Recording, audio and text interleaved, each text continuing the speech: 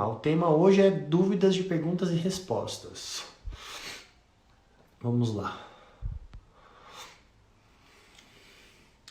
O Juliano, minha perda acelerou bastante após suplementar com ômega 3. Coincidência ou faz sentido? É assim, ó, o que acontece? O ômega 3, a gente sabe que ele tem um papel bem importante na perda de gordura. Só tem que tomar cuidado que aumentar muito a perda de gordura por conta de ômega 3 é um pouco estranho, porque ele pode auxiliar, por exemplo, no aumento da sensibilidade à insulina, você consegue ter uma melhor disposição, dependendo de se você melhorar a sua inflamação e sua sensibilidade à insulina, você consegue aumentar proteínas desacopladoras, a termogênese tende a aumentar um pouquinho, mas não é nada assim apontar, vou começar a suplementar ômega 3 e eu vou perder 2, 3 quilos por mês, sabe, por conta do ômega 3. Ele vai auxiliar no processo, mas quem vai ditar de fato o quanto você vai perder de peso é o déficit calórico, é o seu treino, né? E não necessariamente por conta do ômega 3, porque o ômega 3 não vai ser algo assim que vai fazer com que você crie um déficit calórico a ponto de fazer você perder muito peso, né? Tem que analisar se com a suplementação de ômega 3 você não começou a fazer outras coisas também, mas ele vai ajudar no processo. É que como você falou que você começou a perder muito mais peso por conta do ômega 3, é um pouco estranho só por conta disso, tá? Mas ele ajuda no processo sim, tá? O ômega 3 ajuda no processo de ganho de massa magra, imunidade, tanto que eu não deixo faltar ômega 3 na dieta de ninguém. De tão importante que eu acho que é o ômega 3, né? Porque... Tá tudo ok aí? Parece que travou aqui. De tão importante que é o ômega 3 nesse processo, tá? Então, não deixe faltar ômega 3, tá? Eu gosto de sempre trabalhar com suplementação de ômega 3, até porque pela nossa dieta é muito difícil a gente ter uma boa quantidade de ômega 3, a não ser que você coma peixe todos os dias, o que acaba sendo um pouco inviável, né, pelo preço. E ômega 3 de fonte vegetal, como linhaça, chia, eles não têm uma boa disponibilidade, né? Então a melhor fonte de ômega 3 seria de fontes de peixe. E como a maior parte das pessoas não conseguem ingerir uma boa quantidade de peixe, por exemplo, todos os dias, eu acho que a suplementação é extremamente válida, tá? Tudo ok aí com a conexão, pessoal?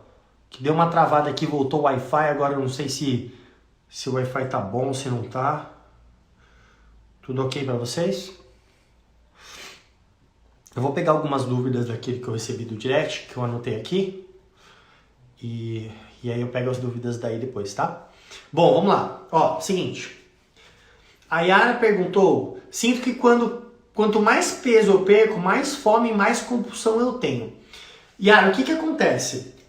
Basicamente, entenda o seguinte. A cada 1 kg de peso que você perde, você tende a aumentar a sua fome em cerca de 100 calorias. Então imagina só, se você perdeu 5 quilos, se você perdeu 10 quilos, né? Sua fome vai aumentar em torno aí cerca de 500.000 calorias. É uma coisa muito significativa. O que acontece? Quanto mais peso você perde, quanto mais restrições você faz, mais você aumenta o seu nível de grelina, que é um hormônio que te gera fome, porque ele se liga lá nos neurônios NPY e AGRP, te gerando fome. Só que um ponto é que a grelina, ela basicamente aumenta a hiperpalatabilidade. O que é isso? Basicamente você sente muito mais prazer com os alimentos. Então basicamente você tem mais prazer até em comer alface, sabe? Tudo fica muito mais gostoso no paladar, né?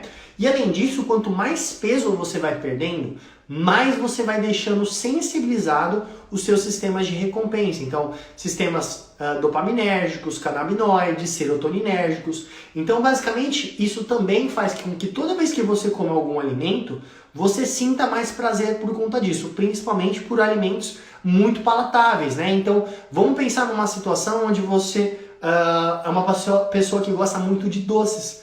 E aí, por conta da hiperpalatabilidade da grelina, por conta desses sistemas de recompensa estarem muito mais sensibilizados, o que vai acontecer? Uma coisa que você já gostava, aí você come, por exemplo, um doce, então você vai ter um prazer muito extremo, você acaba liberando mais dopamina e todos esses neurotransmissores, o que pode fazer com que, por ficar muito mais gostoso, você tenha algum tipo de compulsão alimentar, tá? Então isso pode acontecer sim, de quanto mais peso você perder a fome e possivelmente um risco de compulsão alimentar. A gente observa isso bastante em atletas também, tá bom?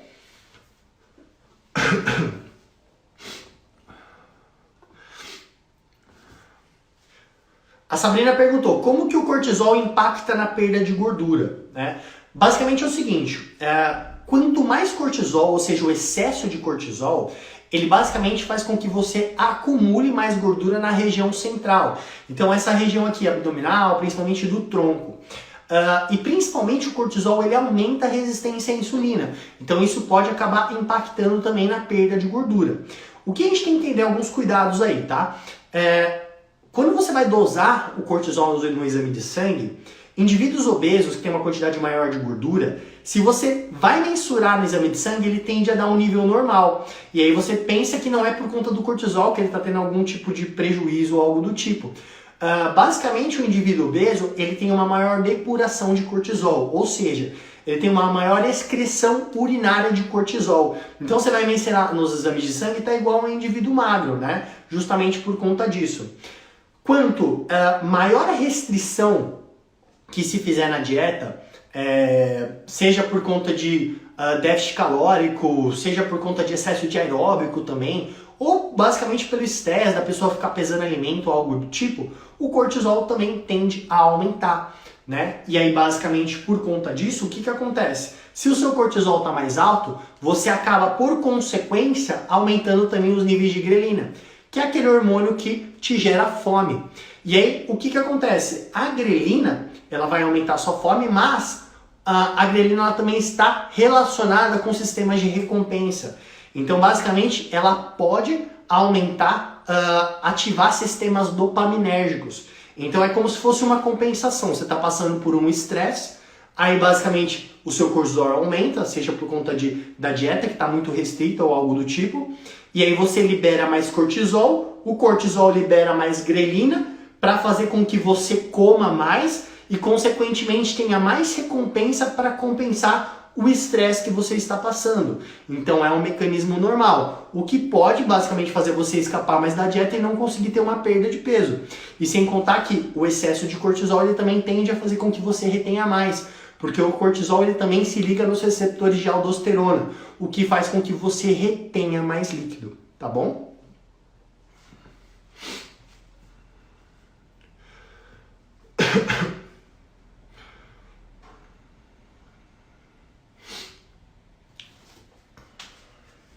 Amanda perguntou. Amanda perguntou como manter a perda de Amanda perguntou como manter a perda de gordura no paciente e não estagnar os resultados. Vamos lá. Primeiro de tudo, como base, você tem que manter sempre um déficit calórico. Isso é primordial para qualquer processo de perda de gordura. Segundo ponto, de novo, quanto mais peso a pessoa perde, então a cada 1 quilo que a pessoa perde, ela tende a aumentar cerca de 100 calorias a fome dela. Então, isso vai dificultando cada vez mais com que ela consiga se manter em dieta e tende a ter mais escapadas por conta disso. Sabendo disso, tem um outro ponto. A gente tem que pensar em basicamente gerar mais saciedade. Então, a gente pode pensar como uma estratégia de aumentar a quantidade de proteína na dieta desse indivíduo para que ele tenha mais saciedade. Porque basicamente a proteína ela aumenta alguns hormônios como PYY, CCK, que é a colecistocinina, GLP-1, que são hormônios que vão atuar diretamente lá no hipotálamo, em neurônios PONC e CART, que vai gerar saciedade. Além de você aumentar a proteína, pela questão de você conseguir segurar mais a massa magra num processo de perda de peso, você pode pensar em uma outra estratégia, aumentar a quantidade de fibras. Seja por frutas, legumes, verduras, né? Por conta de gerar mais saciedade por conta das fibras e principalmente até por questão da questão anti-inflamatória que os vegetais terão, né? E você pode também pensar numa estratégia de aumentar, até utilizar uma suplementação de fibras, como o psyllium. Eu gosto bastante de utilizar isso na prática, porque ele basicamente puxa mais água, né? Então isso acaba gerando um sinal de saciedade no seu estômago, você fica mais cheia, né?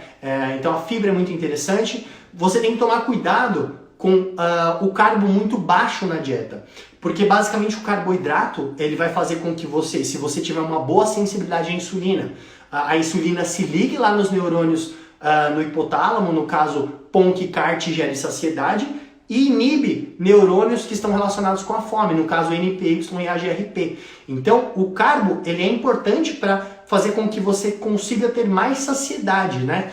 E sem contar na questão de você manter mais a massa magra por conta do carbo. E aí, como uma outra estratégia também, você pode pensar em aumentar a quantidade de água, né? Basicamente a água, se você toma uma quantidade boa, toma mais do que você está acostumado, você tende a gerar uma plenitude gástrica que você acaba, como consequência, diminuindo os níveis de grelina. E aí, consequentemente, você consegue gerar mais saciedade. Pode até ser uma água também antes das refeições, né? Porque isso é um mito. A não ser que você tenha algum tipo de refluxo ou algo do tipo. Tá bom? Mas são estratégias interessantes aí de você usar.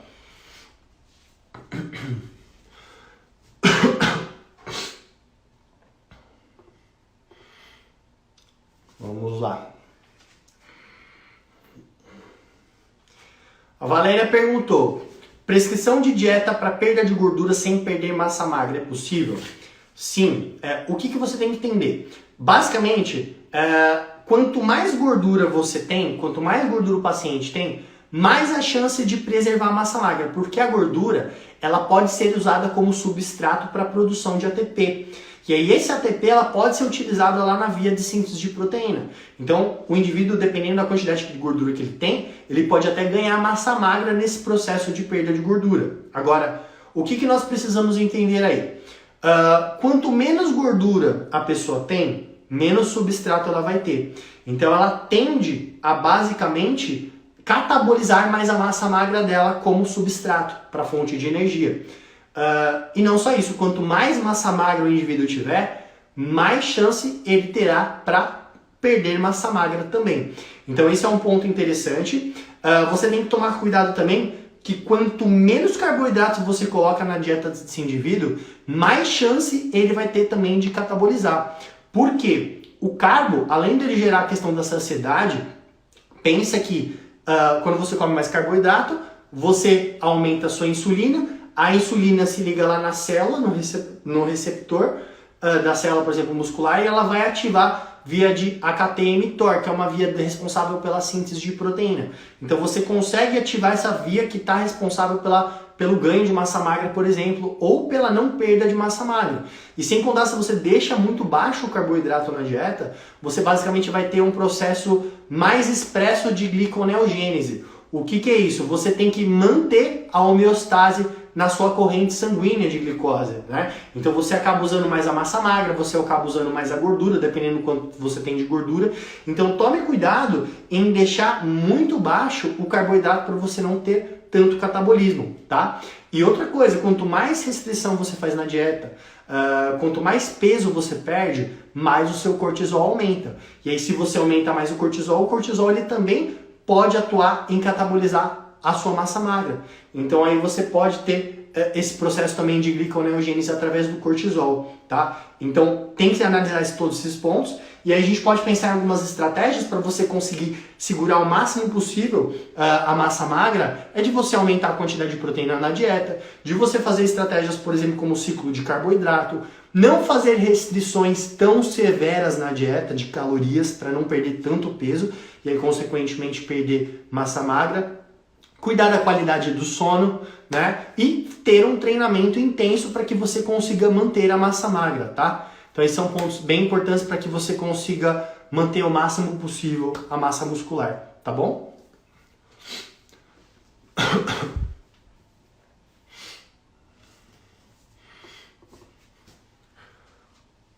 O Eduardo perguntou: como saber qual a melhor estratégia usar no paciente para perda de gordura? Bom, seguinte, vamos analisar dois cenários aí.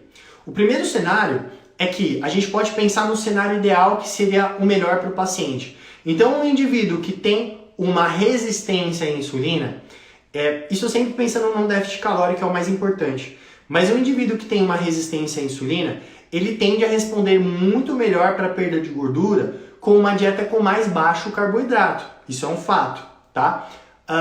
Agora, em outro cenário, uma pessoa que tem sensibilidade à insulina, que não tem resistência à insulina, ele tende a responder muito melhor com mais carboidrato na dieta, até pela questão do treinamento também, né? Então ele responde melhor o processo de perda de gordura com mais carboidrato na dieta, sempre pensando num déficit calórico.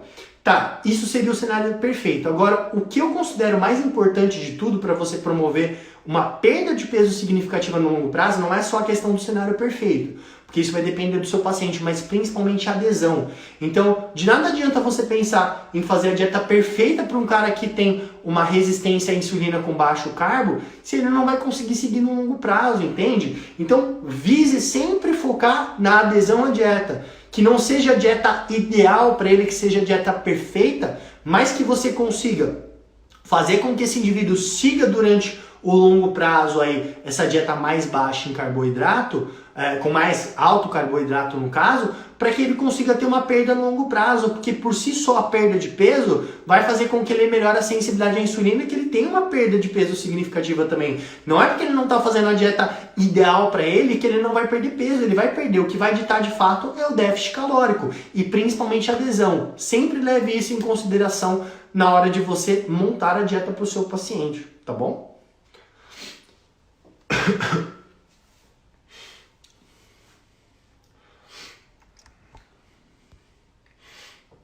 Deixa eu ver aqui as perguntas.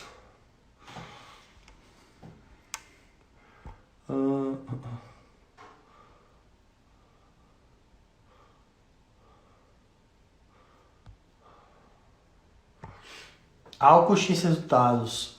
Tem como conciliar ou é necessário cortar 100%? Daria para consumir umas 2 vezes, não consegui ver o resto da pergunta. Daria para conseguir consumir umas 2 vezes na semana? O que você tem que entender?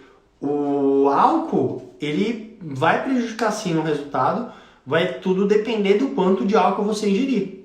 Então, o que acontece? O álcool ele causa um desequilíbrio hormonal de aumentar a sua resistência à insulina, aumentar os seus níveis de estrogênio, diminuir os seus níveis de testosterona, o que pode acabar impactando no ganho. Você perguntou ganho de massa magra, não sei qual foi o resultado, mas basicamente o álcool ele vai prejudicar tanto o ganho de massa magra quanto a perda de gordura, tá?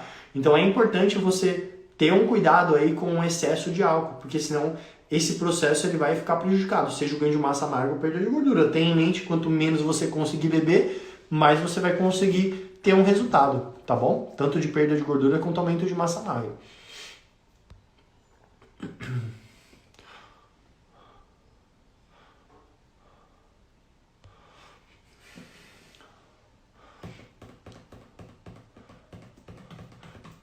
Com gasto energético elevado, dá para inserir mais refeições livres?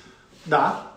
Depende, né? Se você tiver em superávit calórico, se você está buscando, se você está me perguntando com relação a colocar um superávit calórico num ganho de massa magra, é que tudo depende.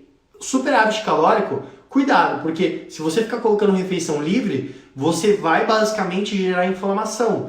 Gerando inflamação, você tem uma resposta diminuída do processo de hipertrofia.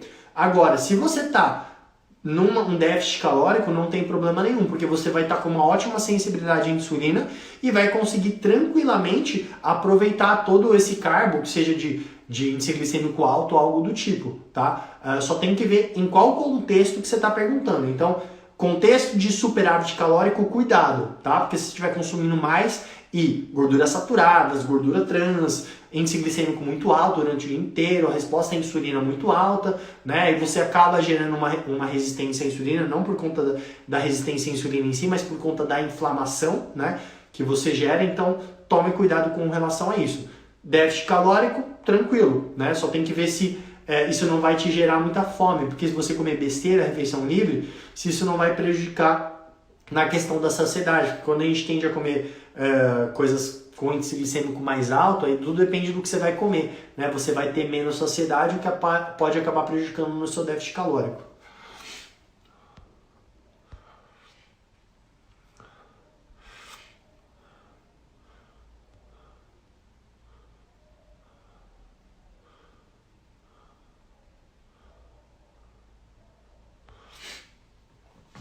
Para que serve o CLA? Você recomenda o uso Eu gosto do CLA, o problema é que a gente não acha o CLA aqui no Brasil, né?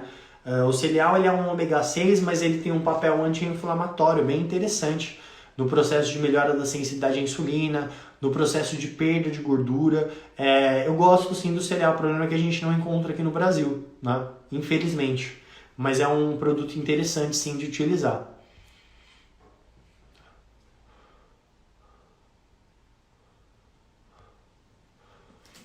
Quais as vantagens da suplementação sintética versus suplementação com alimentos? Não entendi. Como assim suplementação com alimentos? Você quer dizer com alimentação? Depende da situação, né? Um atleta às vezes pode utilizar uma creatina, uma betalina que você não consegue na alimentação. O que você conseguir na alimentação, se você conseguir a quantidade necessária, depende, né? Depende do contexto. Ficou um pouco confuso a sua pergunta.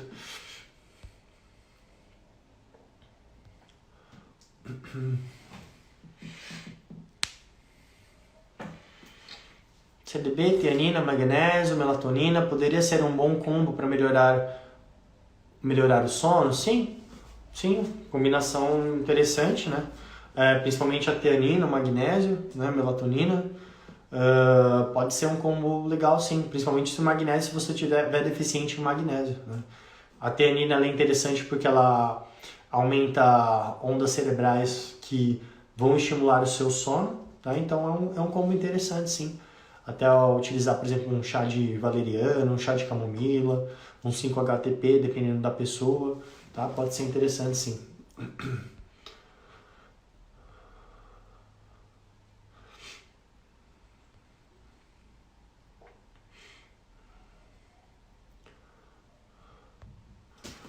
Fala sobre a glutamina no jejum intermitente.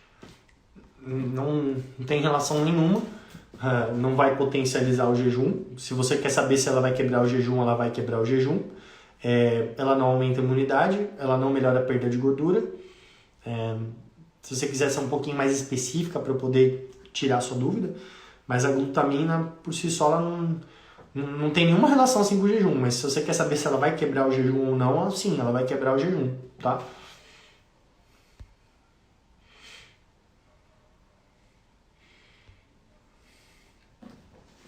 Tirar a gema do ovo faz tanta diferença assim?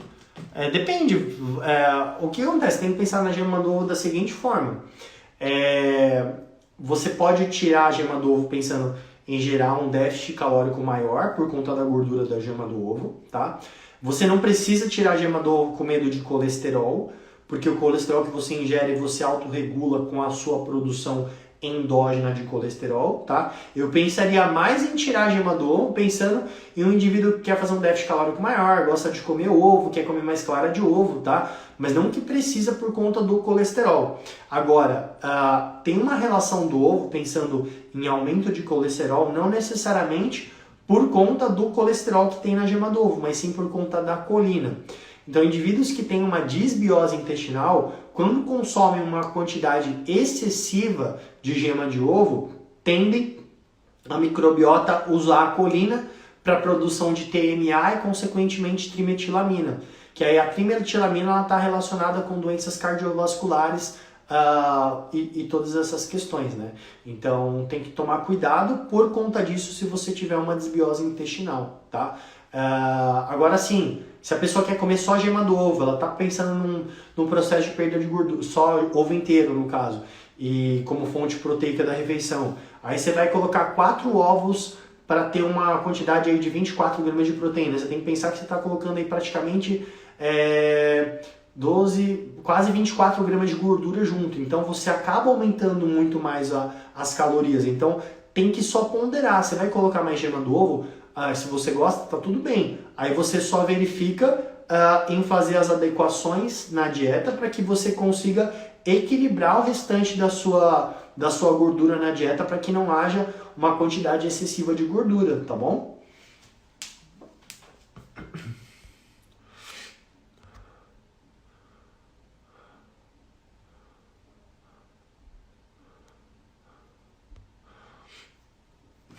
Qual é a melhor estratégia para o falso magro? Qual a estratégia do quê? Com relação à perda de gordura? Se for perda de gordura, não seria nada diferente de um falso magro de uma pessoa que tem mais gordura. O processo de perda de gordura vai ser o mesmo. Tá bom, Davi? Não vai mudar. Tem que perder de toda forma, né?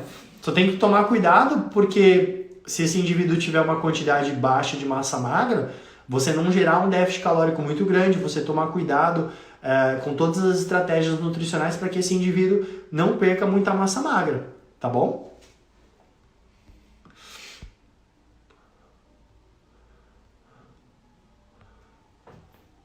Qual o melhor whey protein? O melhor whey protein se você não precisar, se você tiver algum tipo de intolerância à lactose, você usa um isolado. Se você tiver intolerância a algum tipo de proteína do leite, você usa aí você não usa whey, você usa uma proteína vegetal. Você pode usar o hidrolisado também, pensando se você tem algum tipo de intolerância à lactose, né? Mas se você não tem nenhum tipo de intolerância, usa o concentrado mesmo, é mais barato, né? Não tem necessidade de ficar comprando whey caro, tá bom? Deixa eu ver as perguntas aqui do chat.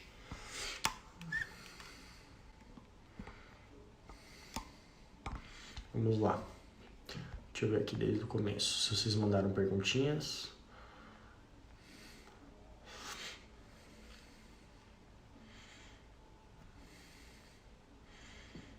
Fala, Rê! Boa noite, querida! Alice tá aí também, que legal!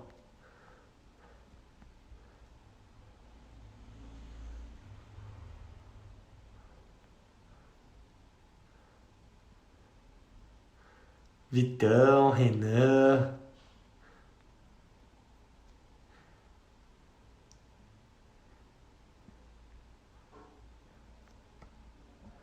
Como estudar até o conteúdo entrar? Cara, tem várias formas diferentes de estudos, né? Mas se você quer decorar alguma coisa, tenta sempre buscar escrever ao invés de ficar digitando no computador, né? Quando a gente escreve manualmente, a nossa retenção ela aumenta cerca de 40%, né? E sempre estude em um estado emocional propício a isso. Se você estiver estudando com sono, se você estiver estudando cansado, entediado, o nosso estado emocional está totalmente relacionado com o nosso aprendizado. Então você tem que sempre pensar, faça perguntas para você mesmo, para você gerar interesse e curiosidade. Então, como eu posso aplicar isso no que eu estou aprendendo no futuro, na minha profissão, né? No caso você é Nutri. Então, como eu posso aplicar isso comigo? Como eu posso aplicar isso com o meu familiar? Como eu posso aplicar isso que eu estou aprendendo com os meus pacientes, gerar mais resultado, ter mais retorno financeiro? Então, você fazer as perguntas certas, isso vai te gerar um melhor estado emocional e, consequentemente, com um estado positivo, você consegue ter uma maior retenção, tá?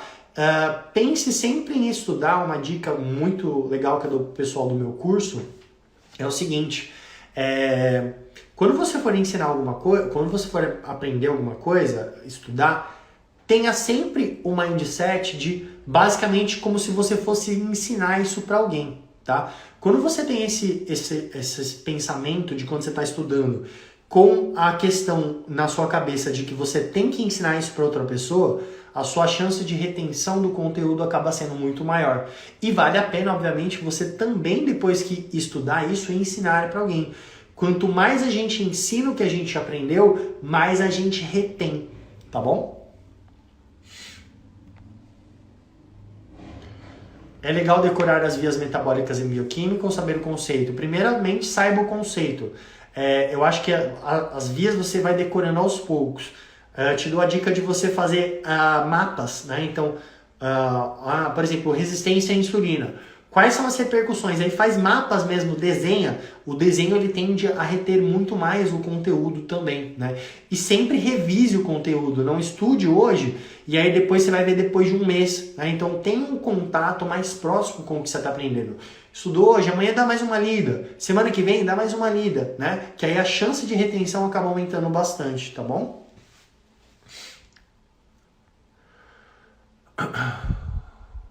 Eu emagreci muito com os shakes da Herbalife, mas gostaria de ter um resultado melhor.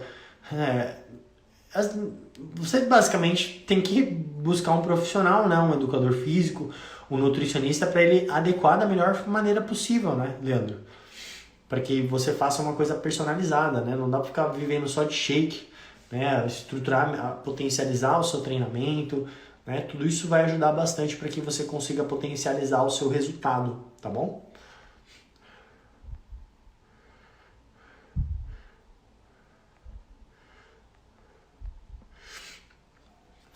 Não tem assim, treinamento, você vai ajudar o seu metabolismo, né? Não é nada muito expressivo. Tomar cuidado com restrições absurdas para você não reduzir o seu metabolismo, tá? Mas tudo que você vai pensar para acelerar o metabolismo, você vai ter um efeito rebote depois, que são medicamentos fortes. Gera rebote de fome, gera rebote de aumento de gordura, tá? Então toma cuidado. Qual a quantidade de proteína uma pessoa pode ingerir por dia? Ela pode ingerir quanto ela quiser, o problema é o aproveitamento dela. Então, cerca de 1,5, dependendo do caso, né, no processo de perda de gordura, uma pessoa que está em um déficit calórico muito alto, poderia chegar a 3,5 gramas por quilo de peso de proteína, tá bom, Pedro? Ô Gui, obrigado pelo feedback, irmão, agradeço muito. Ô Érica, essa questão de dificuldade de disciplina de bioquímica, todo mundo tem no começo, né? A dica que eu dou é assim, estude, nem que seja 10 minutos por dia, sabe? Começa com as partes de bioquímica que você mais gosta. Não pega um livro de bioquímica e começa pelo capítulo 1 e vai seguindo até o final. Comece com os capítulos que você mais gosta, que você tem mais interesse. E aí, conforme você vai se familiarizando, você vai entendendo mais as rotas, tudo vai ficando mais gostoso, você vai criando mais conexões, né? No começo é difícil, eu lembro quando eu começava a estudar bioquímica, eu tinha muito sono, era difícil para mim, mas assim, você tem que ter persistência, seja forte nos estudos, tenha consistência e comece pelo que você gosta, que você vai se familiarizando e tudo vai melhorando depois, tá bom? Que nem eu falo pro pessoal do curso, né? A primeira aula que eu dei para eles de bioquímica foi assim super forte, né? Bastante coisa, né? Que é focado no processo de perda de gordura e tudo mais. Mas depois tudo vai ficando mais claro, porque aí a gente vai trazendo a bioquímica na prática, né? Então as coisas vão ficando mais claras, tá? Qual a quantidade pode usar de psyllium por dia? Eu gosto de começar com 5 gramas e ir aumentando. Tem pacientes que eu uso até 30 gramas por dia, né? Para gerar mais saciedade. Tá? Cuidado só para não começar com uma quantidade muito alta, porque por mais que o psyllium ele não tenda a fermentar, para algumas pessoas pode acontecer a fermentação, né? Então gerar gases, distensão abdominal. Eu gosto muito de utilizar o psyllium nessa questão da saciedade e de melhorar a constipação, tá? É uma fibra muito interessante pensando nisso. Você pode misturar ela em iogurte, colocar em fruta, por exemplo. É bem interessante de utilizá-la, mas começa com pouco e vai aumentando gradativamente, tá bom? Érica, um livro que eu gosto bastante é a Bioquímica Ilustrada de Harvey, tá? É bem legal esse livro de bioquímica para começar, tá? Psyllium é uma fibra, Leandro.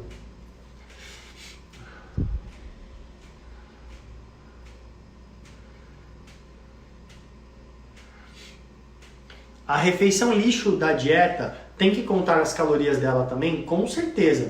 Porque pensa o seguinte, se você está gerando um déficit calórico na semana, que seja aí um total de déficit calórico, sei lá, umas 2.000 calorias, né?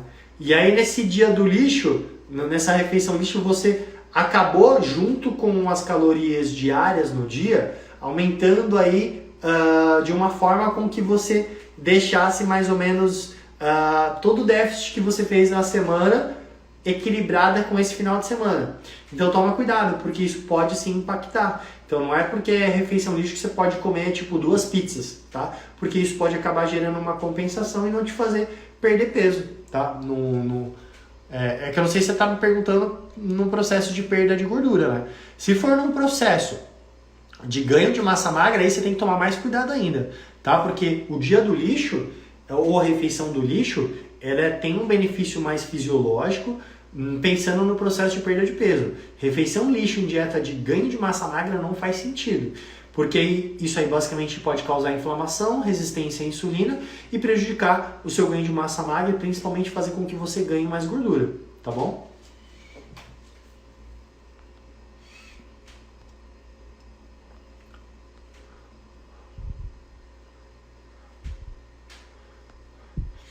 A pasta de amendoim é compatível com um programa de emagrecimento? Sim. Assim como qualquer outro alimento é compatível desde que você não exagere. Se você consumir uma colher de sopa, né, que mostra na tabela nutricional da pasta de amendoim que tem 90 calorias, mas basicamente uma colher de sopa ela tem que estar muito rasa para que você tenha 90 calorias. O que eu já fiz vários testes, já postei nos stories, você pega uma colher de sopa de pasta de amendoim cheia, e ainda mais essas pastas de amendoim gostosas, tanto que eu nem deixo pasta de amendoim perto de mim, principalmente aquelas gostosas, né?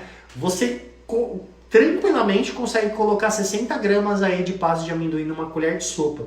E aí o que acontece? Você tranquilamente consegue aí chegar em quase 400 calorias só em uma colher de sopa, né? Não só a pasta de amendoim, como pasta de castanha, esses alimentos mais gordurosos. Então, por conta disso, você pode acabar não gerando um déficit calórico no dia, que é o que aconteceu comigo no último processo de perda de gordura que eu estava fazendo, no último não, no penúltimo. E toda noite eu comia pasta de amendoim, só que eu extrapolava, ficava com muita fome, e aí basicamente isso aí me deixou estagnado. Depois que eu comecei a controlar mais, né, o processo de perda de gordura fluiu muito melhor. Então tome cuidado porque isso pode impactar não só a pasta de amendoim, mas como qualquer outro alimento. Todo alimento é compatível com o processo de emagrecimento, desde que esteja na quantidade individualizada para você, tá bom?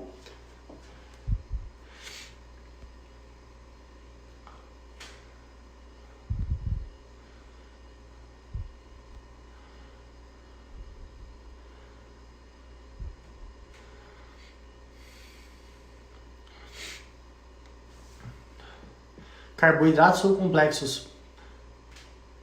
Assim, não necessariamente um carbo complexo ele tem índice glicêmico baixo, tá? Vamos só desmistificar algumas coisas. Porque, por exemplo, você vai analisar a maltodextrina, ela é um carboidrato complexo, tá? Mas isso não significa que ela tem um índice glicêmico baixo.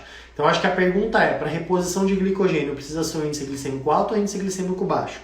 Depende. Se você está buscando... você tem um treinamento intenso logo depois de um processo, um treinamento, vale a pena você usar um carboidrato de índice glicêmico alto, pensando em recuperar mais o estoque de glicogênio muscular. Caso contrário, não tem necessidade, tá? Mas você pode, pensando mais na adesão à dieta, colocar um carboidrato mais gostoso num pós-treino, porque a sua sensibilidade à insulina está mais alta, e conseguir ter uma melhor adesão à dieta. Mas não que precisa. Agora vamos supor que você vai treinar agora meio-dia. E aí você fez um super treinamento intenso. E aí à noite você vai treinar de novo. Um treinamento bem intenso. Então vale a pena aí nesses momentos você colocar um carboidrato de índice glicêmico alto para você conseguir ter uma recuperação mais elevada e mais significativa do seu glicogênio muscular. Tá bom? Mas não é regra. Alice. Show de bola. Beleza, galera? Bom, então beleza, pessoal. Então eu vou finalizando aqui. Vocês não me mandaram mais nenhum... Travou aqui. Vocês não me mandaram mais nenhuma dúvida. Então eu vou finalizando aqui. Na semana que vem tem mais live. Eu posso pedir uma gentileza para vocês, pessoal? Se vocês puderem, por favor, eu vou tirar uma foto agora e eu vou colocar no meu feed do Instagram.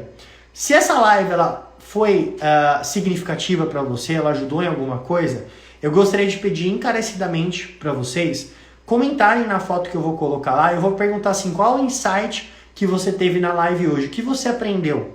E aí eu gostaria que vocês escrevessem o que vocês aprenderam na live de hoje e marcassem alguém que vocês poderiam... Porque toda semana eu estou fazendo live, né? Então se vocês puderem escrever algo que vocês tenham aprendido com essa live e uma pessoa ou mais pessoas que poderiam se beneficiar com os conteúdos dessa live, eu agradeceria de coração, agradeceria encarecidamente a todos vocês por isso, tá? Então eu vou fazer uma fotozinha agora, vou postar lá e perguntar qual o insight que você teve da live hoje, tá? Então vou até tirar uma foto aqui, tá? E aí vocês, se possível, tá bom? Fechado, pessoal? Então agradeço de coração. Um final de semana maravilhoso para todos vocês. Fiquem com Deus e semana que vem tem mais live. Fechado? Valeu, pessoal. Grande abraço.